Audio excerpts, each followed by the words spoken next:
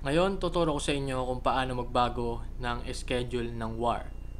Like for example, TW at saka CW. Ang gagamitin nating tools dyan is tong editor text.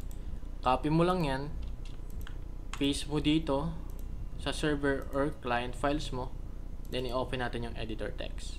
Pagkayari nyan, pupunta tayo sa data, Glogic server. Unahin natin yung TW. Search lang natin yung TR1, eto siya. I-drag mo lang siya dito. Then lalabas na yung schedule niyan. Ang sabi dito, pag binaba mo, ang schedule time niya ng Tyranny War is ito. Yang madami na yan. Kasi every 3 hours yan eh. Ngayon, ang battle time niya, una is ito. Ang number 1, lagi niyong tatandaan, Sunday yan.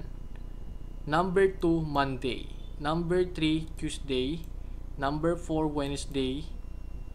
Number 5, Thursday. Number 6, Friday. Number 7 is Saturday. Ganyan yung bilang yan. So, sabi dito, ang first battle time niya is Sunday, 1 a.m. Sunday, 3 a.m., 6 a.m., 9 a.m., 12 p.m. hanggang 9 p.m.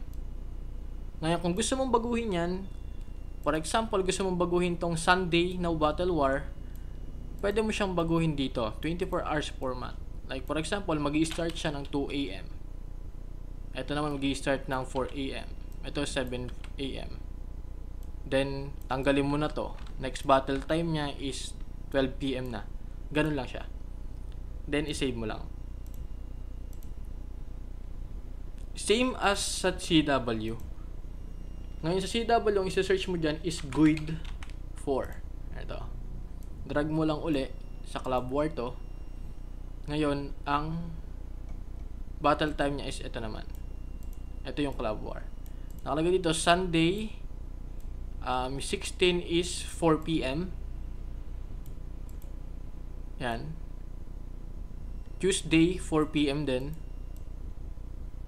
Thursday, 4 p.m. At Saturday, 4 p.m. Yan yung schedule time niya. Kung gusto mong gawin 10 p.m., gawin mo lang siyang 22. 10 p.m. na yan. Kung gusto mong gawin tong Saturday ng 9 p.m., gawin mo lang 21. Then saka mo siya i-save. Ganun lang naman siya. Naway may natutunan kayo.